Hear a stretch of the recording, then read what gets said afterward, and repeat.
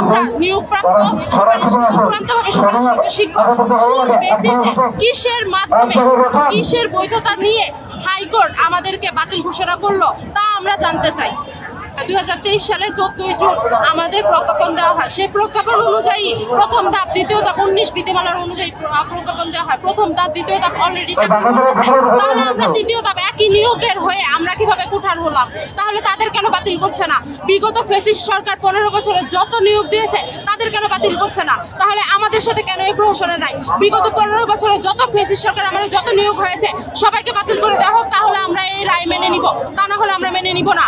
কারণ ফ্যাসিস্ট সরকারের আমলেই সব ধরনের কার্যক্রম আমাদের সম্পূর্ণ হয়ে গেছে এবং এই সরকার 3টা মন্ত্রণালয়ের সুপারিশ ক্রমে, জনপ্রশাসন মন্ত্রণালয়, বিচার বিভাগ এবং শিক্ষা অধিদপ্তরের সুপারিশ ক্রমে আমাদেরকে 31 অক্টোবর 2024 সালে অন্তর্বর্তীকালীন সরকার আমাদেরকে চূড়ান্তভাবে সুপারিশ করেছেন।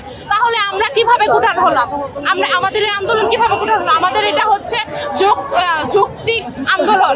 যৌক্তিক আন্দোলন না হলে আমরা কখনো এতদিন অনড় থাকতে পারতাম না রাজপথে। পুলিশ নির্দয়ভাবে আমাদের উপরে জল কামান, লাঠিচার্জ, টিয়ার গ্যাস, তারপর সাউন্ড গ্রেনেড সবকিছু প্রয়োগ করে যত ধরনের বল প্রয়োগ আছে আমাদের উপর করা হয়েছে। কিন্তু আমার কথা হচ্ছে আমাদের দাবি ন্যায্য দাবি, আমাদের এটা অধিকার, সরকার কর্তৃক আমাদের এই অধিকার দেওয়া হয়েছে।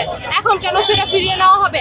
আর আমরা কিন্তু রাষ্ট্রপক্ষ এখন, কারণ রাষ্ট্র কর্তৃক যেহেতু আমাদের সুপারিশ করা হয়েছে। আমরা অধিদপ্তরের লোক বিধান রঞ্জন স্যার নিজের মুখে আমাদেরকে বলেছেন যে তোমরা 6531 জন হচ্ছে আমাদের লোক, তোমরা রাস্তায় দাঁড়ানো মানে আমি নিজের রাস্তায় দাঁড়ানো। তাহলে আমার কথা হচ্ছে এখন বিধান রঞ্জন স্যার কোথায়? তারা কি দেখতে পাচ্ছে না যে উনি এখন নিজের রাস্তায় দাঁড়ানো? আমরা 6531 জন সুপারিশকৃত, ওনারা আমাদের সুপারিশ করেছেন, ওনারা আমাদের শিক্ষক পদবি দিয়েছেন, আমাদের সম্মান দিয়েছেন। সেই সম্মান এখন ওনারা কেন আমাদের সাথে ছিনিমিনি খেলছেন? আমাদেরকে কেন রাস্তায় হেনস্থা করা হচ্ছে? উনি যেহেতু বলেছে আমরা ওনার সন্তান, আমরা ওনার একজন, ওনাদের একজন, তাহলে ওনারা কেন এখন আমাদের যৌক্তিক দাবি নিয়ে কেন কোনো পদক্ষেপ নেওয়া হচ্ছে না ওনাদের পক্ষ থেকে? সেইটা আপনাদের মাধ্যমে ওনাদের কাছ থেকে আমরা জানতে চাচ্ছি।